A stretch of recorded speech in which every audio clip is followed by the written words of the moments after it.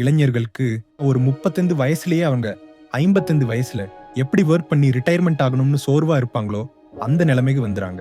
இதுக்கு காரணம் என்ன? நீங்க ஒரு நாள்ல நடந்தே போனீங்கன்னா 50 கிலோமீட்டர் கூட நடக்க முடியும். ஓடி போனீங்கன்னா எவ்வளோ தூரம் போவீங்க? வேகமாக ஓடி போனீங்கன்னா எவ்வளோ தூரம் போகிறீங்க?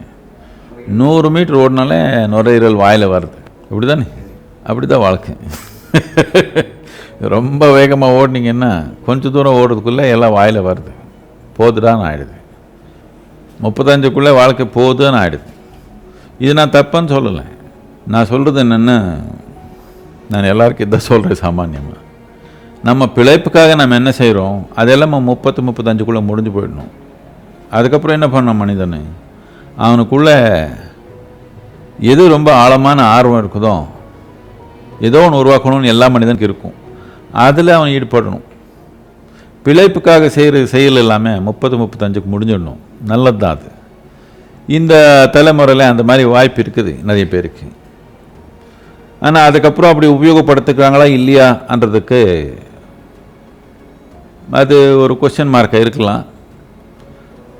இதுக்கு காரணம் என்னன்னா, தேவையான ஒரு கைடன்ஸ் இல்லாமல் இருக்கலாம். அந்த கைடன்ஸ் உருவாக்கணுன்றது தான் ஒரு பெரிய நோக்கம் நமக்குள்ள. யார் வெற்றிகரமாக வாழ்க்கையை நடத்திட்டாங்க முதல் படி அவர் வாழ்க்கையில், அதுக்கப்புறம் பணத்தை பற்றி சொத்து பற்றி அவருக்கு ஒன்றும் கணக்கில்லை, இதெல்லாம் ஒன்றும் பிரயோஜனம் இல்லைன்னு புரிஞ்சிடுச்சு. எல்லாம் நினச்சாங்க 60 வயசில் புரியுதுன்னு, 30 வயசில் புரிஞ்சிடுச்சு இதெல்லாம் இது பின்னாடி ஓடு ஒன்றும் நடக்காது, எவ்வளோ சம்பாதிச்சாலும் இப்படி தான் இருக்கும் வாழ்க்கைன்றது புரிஞ்சிடுச்சு. இப்போது உள்நோக்கி போகணும், வேறு எதனாலும் எனக்கு மற்றவங்க நல்லா இருக்கிறது உருவாக்கணுன்ற ஆர்வங்கள் வருது மனிதனுக்கு. அந்த ஆர்வங்கள் ஒரு முறைப்படியாக வெளியப்படுத்துறதுக்கு ஒரு வாய்ப்பு உருவாக்கணுன்றது ஈசால ஒரு பெரிய ஒரு புரட்சி மாதிரி நடந்திருக்குது இப்போ.